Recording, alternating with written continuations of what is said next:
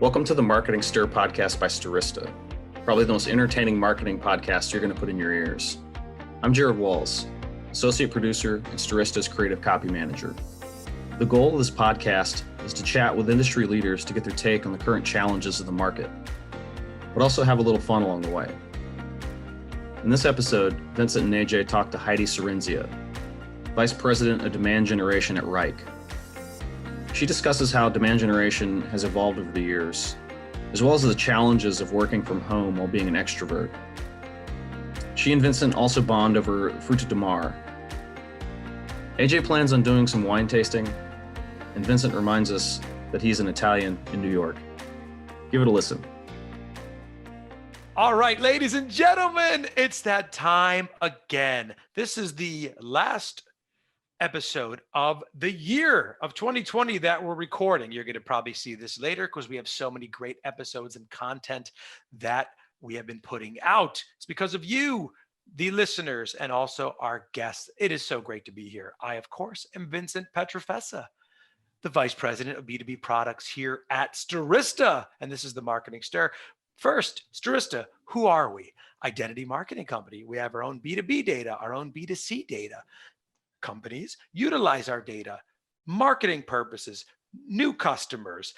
Take in your data if it's fragmented. If your data is garbage, we will make it not garbage. How's that? We also have our own DSP called Adster, OTT, Connected TV, ABM. We do it all. I'm just going to throw more acronyms at you. Most likely we do it. My email address is vincent@stirista.com. Happy to be here. Even happier than me. Impossible. But he's happy. Ladies and gentlemen, my co-host, my commander-in-chief, ladies and gentlemen, the CEO and founder of Stirista, Mr. Ajay Gupta. What's up, Ajay? Vincent, what a year it's been. We're coming to an end here, but you know what's remarkable is we've only had one guest that stood us up all year, and that was purely an accident. So when we started doing it, I was expecting half the people not to show up, but that's my biggest fear, is having an event and nobody shows up. But speaking of events, great job, my friend, at hosting our own. That was an extraordinary performance.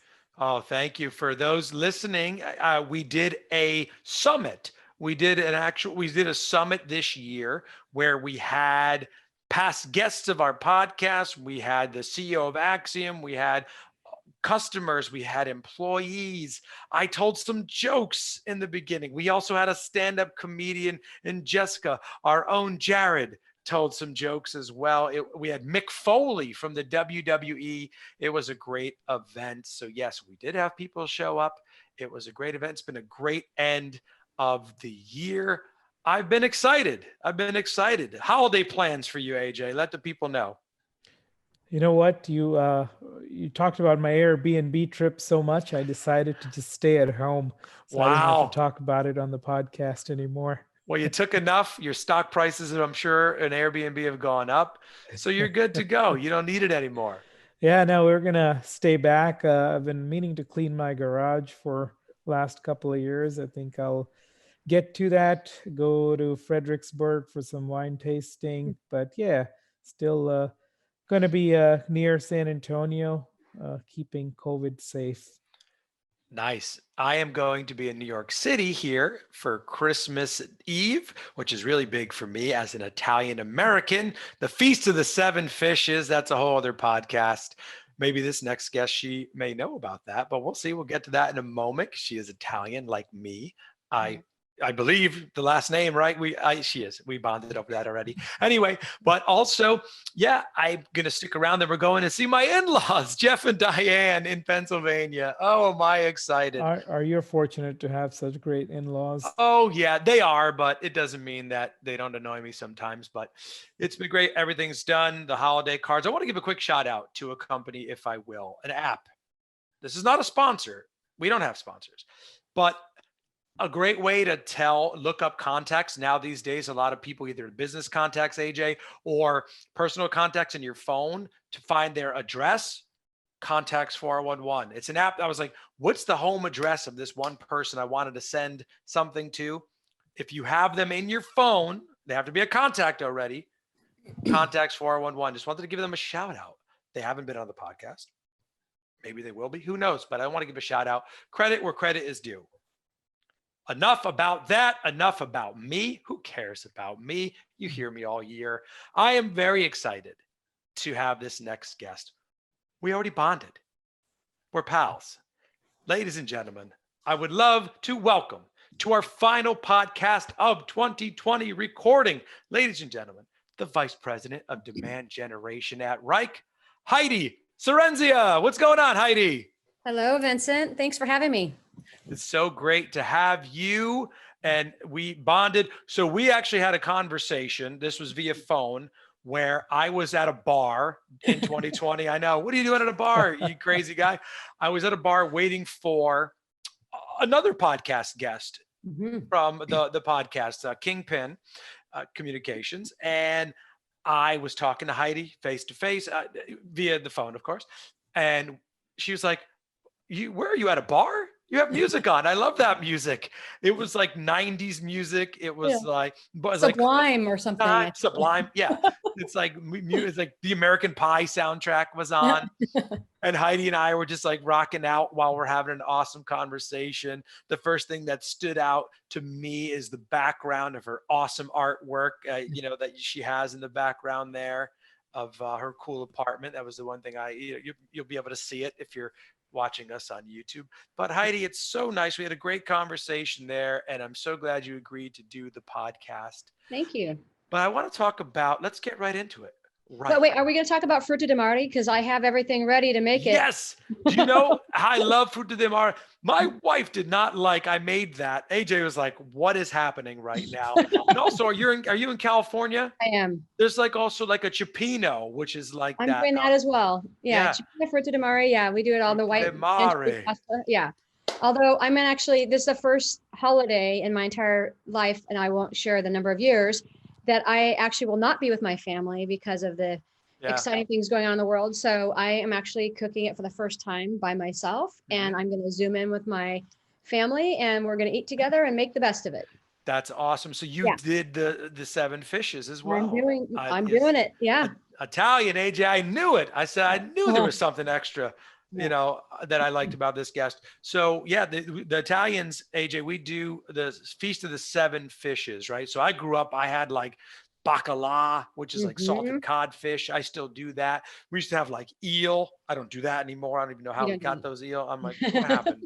But yeah, we do that. And my wife and I are going to do it. We have 2 small children, and they're not, I can barely get them to eat like a piece of meat, fish stick, let alone, bacala. But I'll have to have the Guptas over one day for Christmas Eve. It's a great experience for sure. It is. It's a great experience. So I love that you're doing that. Thank you again for joining us. Tell the good people listening to the Marketing Stir about Wrike. Absolutely. So I'm going on just about my 1-year mark at Wrike, and I head up, demand generation, as Vincent mentioned. And Wrike is a collaborative work management tool. And so if you think about the 10,000 spreadsheets or Google Sheets that you have that you're trying to coordinate projects, and if you need a mechanism in which you have workflows, you can assign tasks, Wrike is that tool for you. And one of the things that I've really enjoyed about it, and being a marketer, this is one of the first times in my career, and I have a few years behind me here, that I actively use my own product every single day. When I say actively, when I was in cybersecurity, it was in the background and I kind of didn't know it was there, right? But with Wrike, it allows myself and my team to really collaborate. You can, cross-functionally, so you can assign tasks to different groups. And what it allows you to do is it keeps you really on track, right? If you think about it, and I like to state things kind of very practically. So collaborative work management. It's literally that simple. So I want to collaborate with my work, and I need to manage those projects. And so Wrike is the mechanism in which we can do that. And it's really helped me, onboard a team that I haven't met more than half of my team, because I've actually hired them during COVID. And so it's enabled us to actually have projects and not feel this chaos and like, which spreadsheet was that? And, how do I do a control F and, or a search to really identify, how to keep myself or my team on track. So it's actually, it's been a great company to be with, and a product that, again, I use on a daily basis. That's awesome, Heidi. And for those, I mean, I think we've had maybe one or two other guests on with demand generation. I'm very familiar with it because I'm in the B2B space, but Sure. walk me through your responsibilities there as far as the vice president of demand generation for Wrike, what you're doing, kind of what your team is made up of, some of the hiring that you've done. Sure. Yeah, it's interesting how demand generation has evolved. People call it growth. It's kind of like soup du jour, right? Or to use your earlier point, let's figure out another acronym, right? So my team, so demand generation holistically, I won't necessarily talk about it holistically. I'll talk about it more within my current team. So we, if I can categorize it, we have integrated campaigns where we're really promoting a specific offer to generally our existing database, where we really want to nurture them and educate them on who Wrike is. I have, which was supposed to be field marketing, but as we all know, except for you in a bar once in the last 9 months, it's now, sponsored events and virtual summits, which I think the challenge that we first had was, I joined in February, and so did the woman who was running field marketing. And within a month, our entire structure changed and our entire plans changed. And, we had a choice, right? We can, really be strategic and make the best of it and do a bunch of quick testing, or we can kind of be disappointed that we can't be in person. So we chose the former. I have sponsored events and eventually field marketing. I also have ABM, which you also mentioned earlier, and we designate that out from the campaign team because we work, very much in alignment with sales on everything we do. But we really identify these enterprise organizations that really could use the benefit of Wrike, or if we have customers who already have Wrike in a particular department, we'll go in there and ensure that we can socialize Wrike within other departments within these orgs. I also have customer marketing. So that team is really busy doing case studies, reviews. We do customer references. We also have our own user group that we put on that we're going to be spearheading this going into 2021. And then I also have newly formed, I have also, partner marketing. I don't want to forget partners, which is really critical for us. And we have some big partners, which I'll, not name all of them, but, and that ecosystem is really important because any of that third party interaction and validation as we're going out into the market, I think is really critical from customers and partners. And then I also have marketing development representatives, or if you're familiar with MDRs or SDRs, fall into sales. So we have SDRs that report into sales, and then we have MDRs on my team.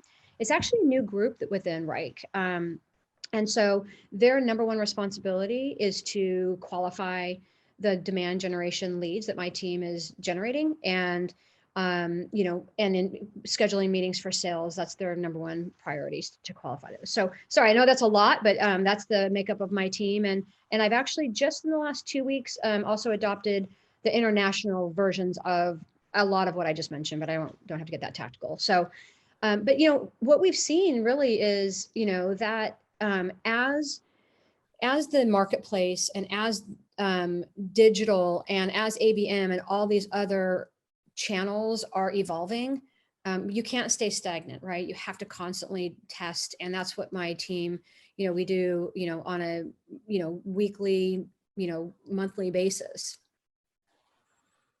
Demand generation is hard, and I've tried it myself unsuccessfully. So kudos to you. Thank you, Ajay. I appreciate that. How did you get into marketing in the first place? Oh, goodness.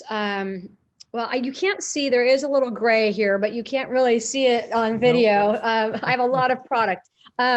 So, I actually started my career, I won't reveal years, but actually in publishing on the advertising side.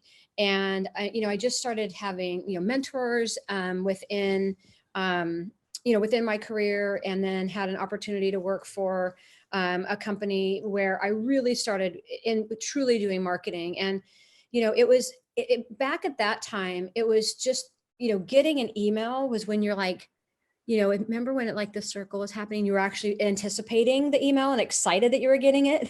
That was how long ago this was. And so now, as I, get, more and more into the demand generation marketing side of things, really, sorry, Ajay, I want to go back to your question. So it was really, kind of as my interest was really more around, engaging with, customers, partners, sales. What I learned, just not marketing specifically, but demand generation, or actually field marketing, I was in for several years as well. I actually enjoyed that interaction with sales.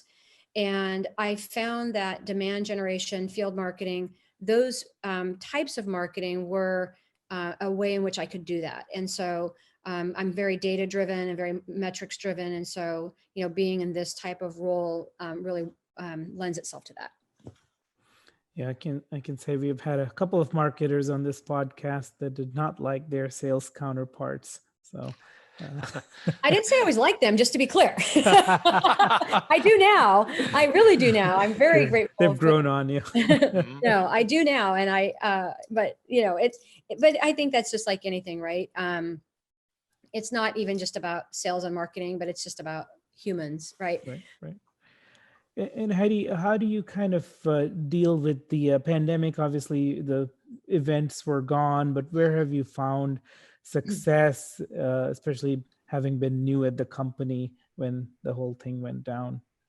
Sure. Yeah. So, as I mentioned earlier, I was 5 weeks in, and they said, uh-oh, not only did I, was I just getting to know my coworkers, because I was there for like a hot second.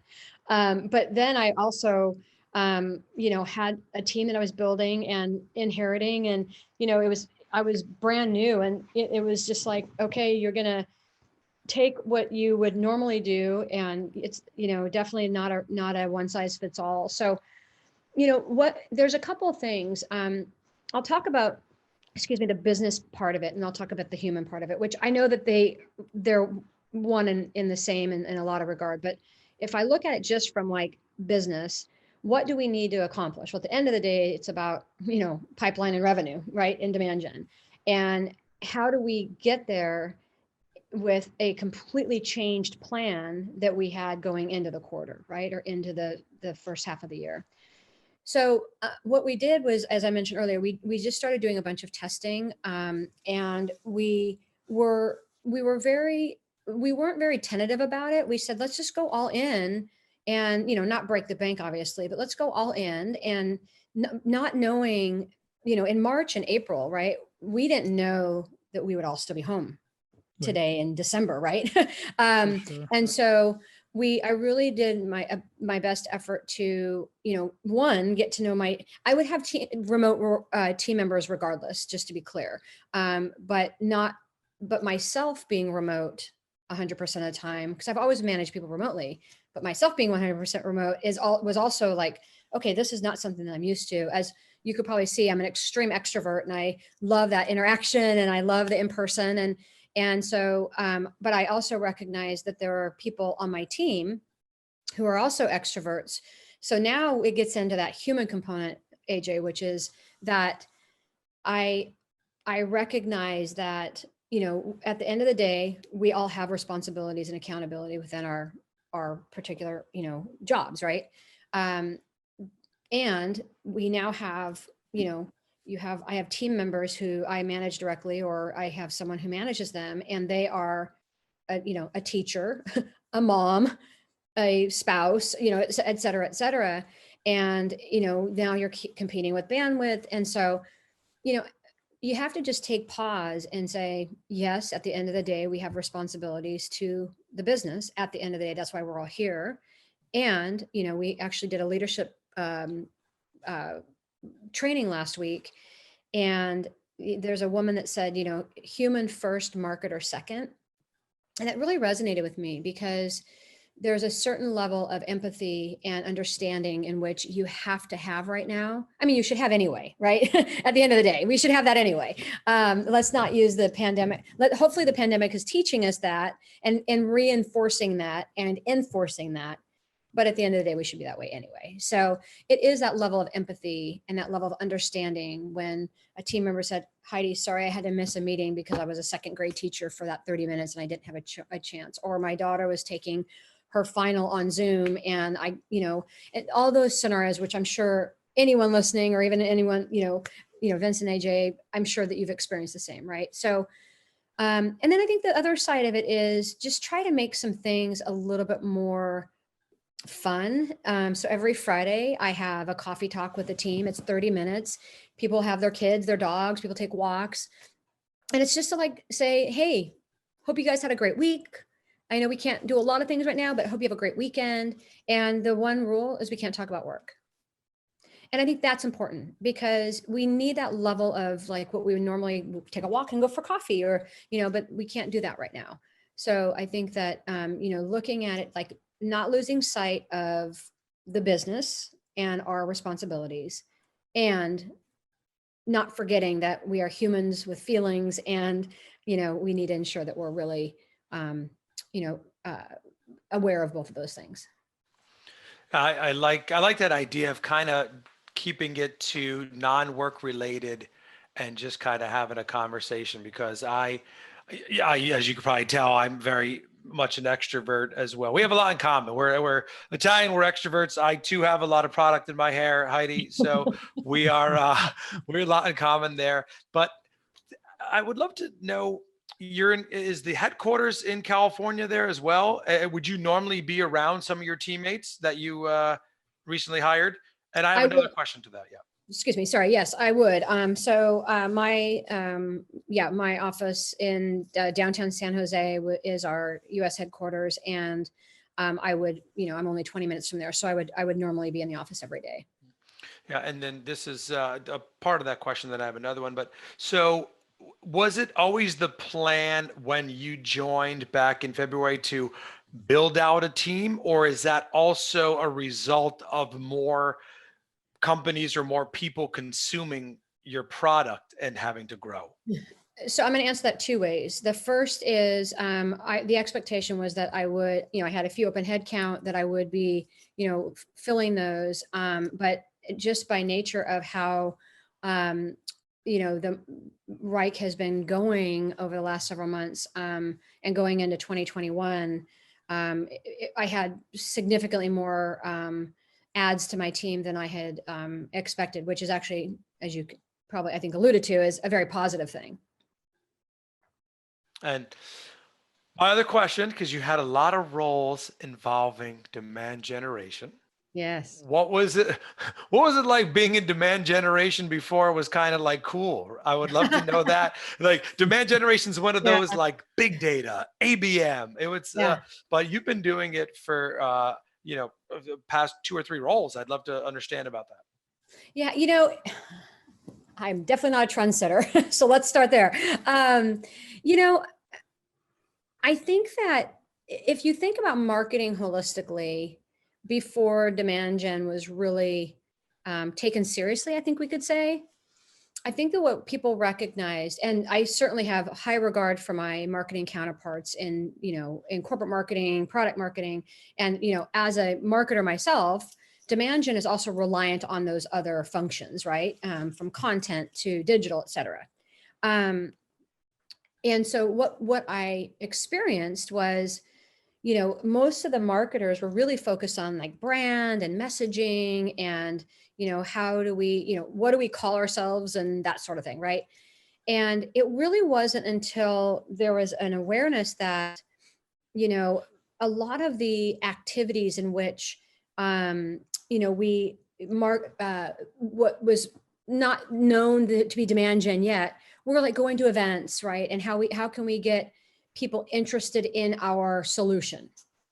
And what I discovered at that time was it was a great entry point into the conversations, but we need to be much more laser targeted. And I've had this analogy recently, which is like, demand gen to me is, very much like a flight pattern or flight path, which is if you get on an outbound plane, if you think about outbound demand generation, you choose your destination. Where do we want to go?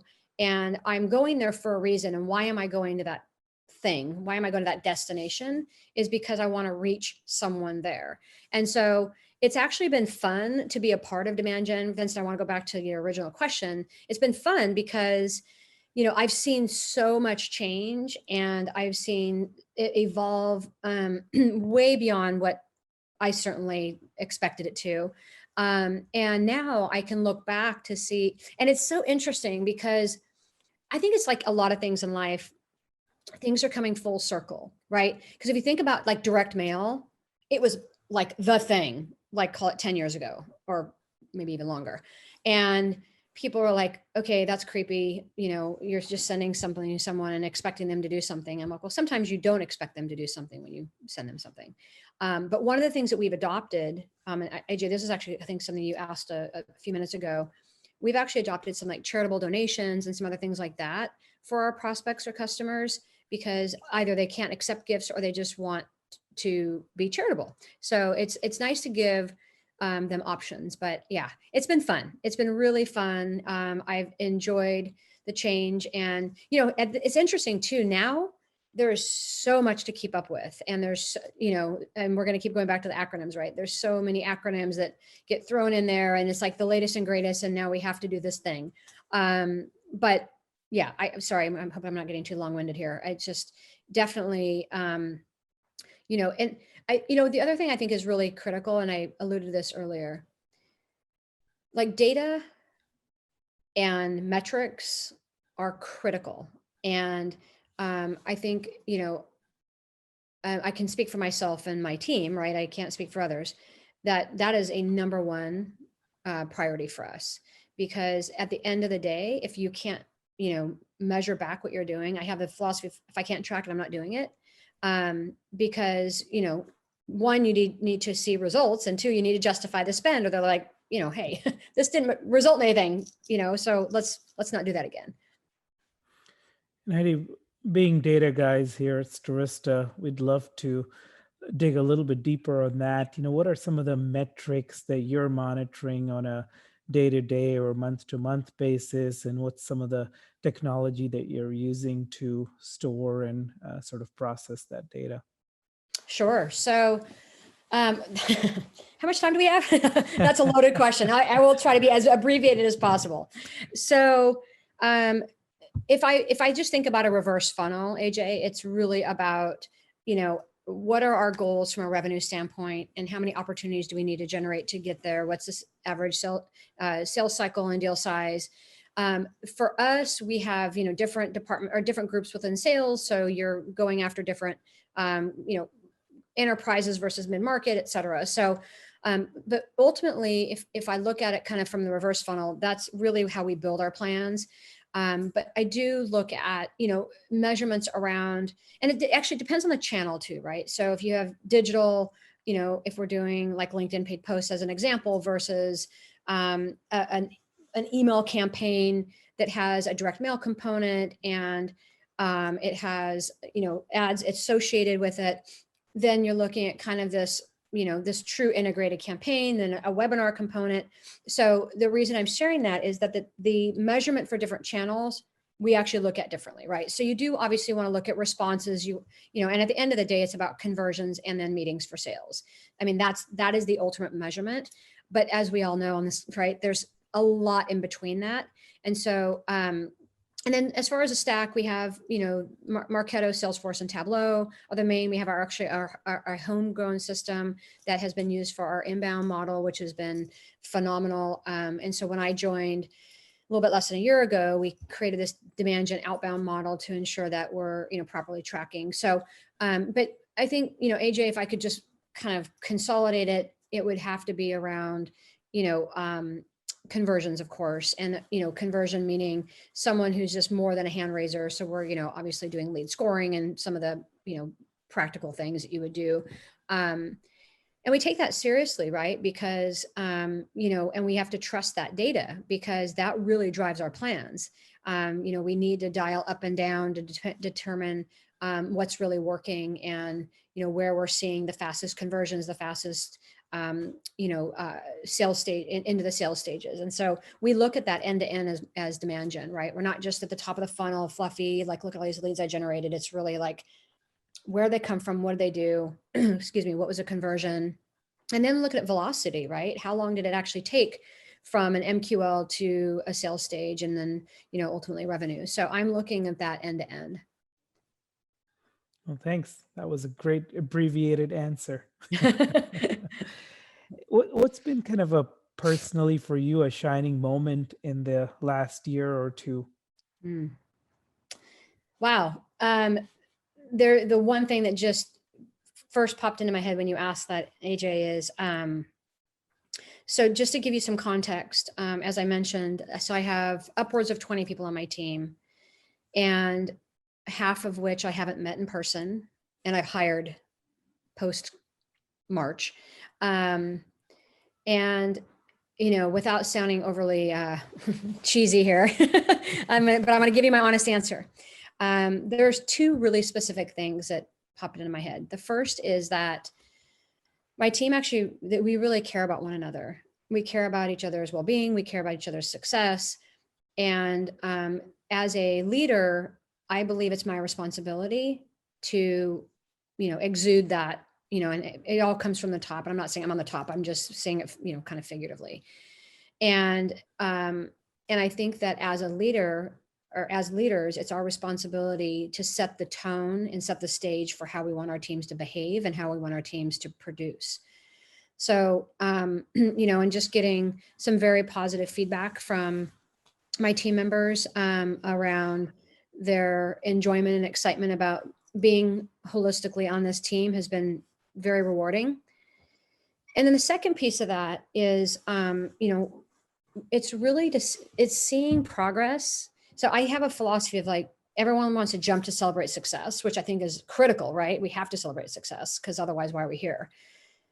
But I think you have to take pause and go one ahead of that and celebrate progress too, because, you know, it's an evolution. And in order to, you know, have success, you have to have progress first. And so I think we kind of lose sight of that. So it's not like a premature celebration of success. It's more around, wow, look at the strides that we've taken. Look at the tests that we've done as a team. Look at the, you know, again, fortunately with our product, look at the collaboration we've been able to do with Wrike to enable us to actually have that cohesiveness.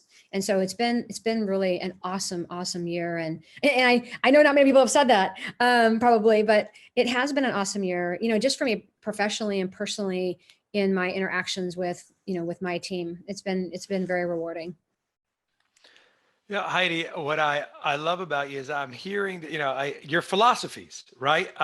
There's different philosophies that you have on different aspects of work. Yeah, I'd love to learn more about some of the philosophies that kind of guide you as a marketer. So I would say that, you know, one, I hope this is going to answer your question. If I'm going too down a path, just please. I could get into philosophical. Don't worry. Keep going. I don't call it interrupt. I call it interlude. So yep. Feel free to interlude along the way. No, I think that, so as a marketer, again, you know, I take very seriously the results that we actually need to generate and the demand, right? But philosophically, how do we do that? It's by, it's understanding when to say no. It's understanding when to say, you know, well, we tested it, but it didn't work. Well, how long, you know, do we have proper follow-up? Do we actually give it enough time to test? Because, you know, after 2 weeks and you claim defeat, that may not be the best duration. But I really, you know, I surround myself with people who I, you know, mentors, people who I, you know, very much respect. And, you know, I educate myself on latest and greatest. I try to, and, you know, I actually think also, if I think about just my team, it's always about the why. Like, why are we even doing this? And I think that people feel more empowered when they actually understand the outcome you're trying to achieve. And, again, not to be cliche, but if there are two paths, right? Because I would go down path A, but my team member goes down path B, that doesn't mean that one is right and one is wrong. There's two different paths. And if one of them didn't work, let's try the other one. But you have to empower and enable your team to be successful. And what I mean by that is you can have success and failure as well. Meaning you could try something. If it didn't work, let's take a risk. But let's also say, here's the time in which we're going to do this. If it didn't work, because this is what we expected to get out of it, what was the expected outcome? If we didn't get that, let's shift gears and do something different. But, I'm not a person who, it's very important to me that I do collaborate with my team. I do collaborate with other teams, not just my own. And so, I think that ensuring that, I'm going down a path of positivity, a path of encouragement. And, when we all I have this thing, I don't expect my team to be perfect, therefore, otherwise I'd have to be perfect and I can't live up to that. Right. So, it's really a matter of ensuring that, I'm educating myself. I'm over communicating. I have two fundamental philosophies on my team. If I could just narrow it all down, I won't swear, but I will allude to it. The first is no surprises, meaning if we're going to be behind if we're delayed on a project, or if you think we're going to be going over budget, just communicate before it happens so we're not scrambling after, right? And the second thing is, don't be a jerk. Let's respect one another, right? I literally have a no jerk policy. So if you want drama, you are on the wrong team. And I just don't have any patience for that. And no one deserves that treatment, and I won't put up with it. I like that. I like those philosophies there. And Heidi, I was actually drilling down some of your past positions there. Again, we talked about demand generation, but what drew you to just B2B? It seems like most of the roles there B2B, Yeah, as well as, you've been in technology, sure. in leadership roles in technology, B2B. Talk to me about kind of what drew you to technology and B2B. Sure. Well, I think living in the Bay Area, that, I actually went to the same high school that Steve Jobs went to. He was quite a bit older, but, and back in that time, it wasn't a thing like it is now. Right. And so, I live a mile from Google, and, 2 miles from, I could name all the companies. Right. So I think just being immersed in it, I think is just, and being, literally stones thrown away, stones throw away. Sorry, hard for me to say that. I think just by nature of that, I just kind of fell into it candidly. And that's what's predominantly here in the area. From a B2B perspective, though, as I was experiencing, success in particular areas, I wanted to also make sure that I'm, as my career is evolving and as my knowledge is evolving, that, I'm evolving with it. And so, as you mentioned, I came pretty predominantly from cybersecurity and had a passion for that. And, but when this opportunity with Wrike came up, it was just it felt like just the perfect fit for me. And, I've just not experienced a whole lot of B2B, B2C. And so I think, part of it, early on, maybe it was just a comfort zone, to be candid, because it was what I knew. And then, as I learned more about it, as, the tech stack became much more and more predominant, with ABM, we've just adopted Sendoso. It allows me to take the knowledge that I've had. Now, here's the one thing I would say. If anyone when someone is a strong marketer, you can market B2B, B2C, B2D. That's business to dog, but he's in the background. But in all seriousness, I think that, it's definitely a different, it's a different way of marketing, and one in which I just haven't really adopted, candidly. I would be open to it, but I feel like where I wanted to also stay where I knew I had a good knowledge base and where I was strong. And Heidi, one of our staple questions that we ask every guest. So I'm sure with your title, you attract a lot of messages on LinkedIn, mostly unsolicited. So what are some messages that gets you to respond, and what are some that really drives you crazy? The response, what gets me to respond. So first of all, well, I don't want to start with a negative. So what gets me to respond is when someone recognizes something specific or communicates something specific about me and my role in my company. So there's nothing worse than like something that's so obviously cut and pasted and it's just they just find and replace with Heidi, right? I think that when a message is sent around business value, so how your fill in the blank, your company, your solution could benefit my role or my team in demand generation, that to me is what's really impactful. Stats are important. So I'm going to couple this with your second part of your question, which is when people make assumptions, it's really off-putting, right? So meaning or they do comparisons of companies where they say, well, we've helped companies like X, Y, and Z very similar to Wrike. And my response is like, none of those companies are anything like Wrike. So, and I've gotten something more than once where they would say, hey, Heidi, being the VP of demand gen at company that's not Wrike, it's like my former company. I'm like, come on, do some research before, because it's just so obvious that look, I manage an MDR team, so I have a certain level of empathy for these. So I think my patients, even when I get calls, I try to be a little bit more understanding because I know the grind that team goes through, and they're busting their tails, right? So, but I do respond. I will. I think Vincent, that's how we met. Perhaps I think was a LinkedIn message, because it was something that I found interesting, and so, but.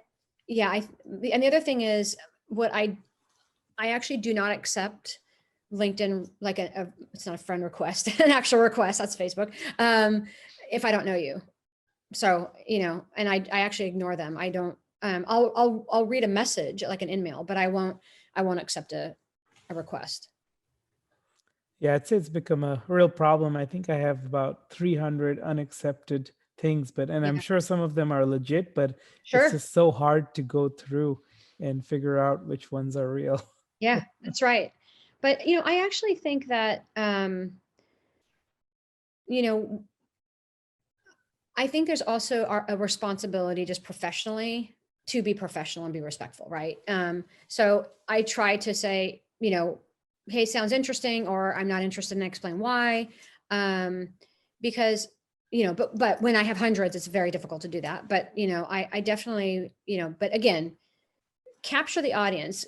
Tell me like one thing in one or two bullets or in your entry or your intro that is going to like capture my attention. Because, we're competing with so many other, your companies, or you're competing with so many other companies that you just people just start ignoring, and you have to have something that's more impactful. Mm-hmm. Yeah, no, I agree. And I like and I'm the same way, Heidi, where if I'll get back to them and say, no, I'm not interested. And then let's leave it there. Well, what do you mean? Hey, come on, Dave. Come on, man. Like, you don't know me like that, Dave. Like, that's right. Like, you haven't built that we don't have a relationship. Like, I'm not your friend. Don't call me, well, hey man, or hey dude, or like, I'm not a surfer. Well, I tried, but I'm not very good. But I think I understand why people are when you try to be too friendly. Yeah. I know it sounds strange, but now you're just trying too hard. And it's like, you know, I think you need to be genuine. Actually, that is the bottom line, is you have to be genuine. Yeah. No, I agree. I know. That's always tell people, like, what you see with me is what you get. That is, I'm like this 24 hours a day. And if you don't like it, well, it's fine. There's other people who do like me, you know, but no, same way, right? AJ's laughing. It is, you know me for 10 years. Is this me all the time, AJ? That is actually true. That is 100%. I believe that. 100%. Yeah, it is 100%. It's like, no, that's fake. Nope. It's 100% real. Yeah. It's me my whole life. As we're wrapping up here, Heidi, what do you do for fun? You said you tried surfing. You got the dog there? Walk me through what you like to do for fun. What you like, binge watching stuff? Yeah, I love to cook. I cook dinner. I mean, I'm home all day, every day, I think, like most people right now, but I still cook dinner almost every single night. I actually am a pescatarian, so I've learned new, different. So frutti di mare is perfect, right? So I really love to travel and look forward to being able to do that again one day. And I have to say, my newest obsession is Peloton. I got one. Well, I've always been active, and not being able to go to the gym, at least in California, a lot of things were closed and then open. And fortunately, being in California, we can be outside and hike pretty much year round, right? So I'm very fortunate with that. But there is there is something to be said about, like, being able to wake up at like 6 or 6:30 and do a rollout and just jump on the bike. And so it's actually been really good for me. It just, it really enables me to kind of ground myself. And I think it's, I know you said for fun, and I enjoy it. I think it's actually fun, and it's just a good relief, stress relief. So, but yeah, cooking, hang out with the dog. It's, in light of everything going on, I definitely feel incredibly fortunate for what I do have. That's amazing. Heidi, thank you so much for sharing your time with us, sharing your role and the capabilities of Wrike. Ladies and gentlemen, that is Heidi Cerenzia. Check out Wrike.com, Wrike. That is Heidi, the VP of Demand Generation at Wrike. I am Vincent Petrofessa. That is Ajay Gupta. This has been another episode of The Marketing Stir, the final recorded episode of 2020. We appreciate you listening. Happy holidays, everyone. Thank you so much. Have a great day. Thanks for listening to the Marketing Stir podcast by Stirista. Please like, rate, and subscribe. If you're interested in being a guest on the podcast, email us at info@themarketingstir.com. Thanks for listening.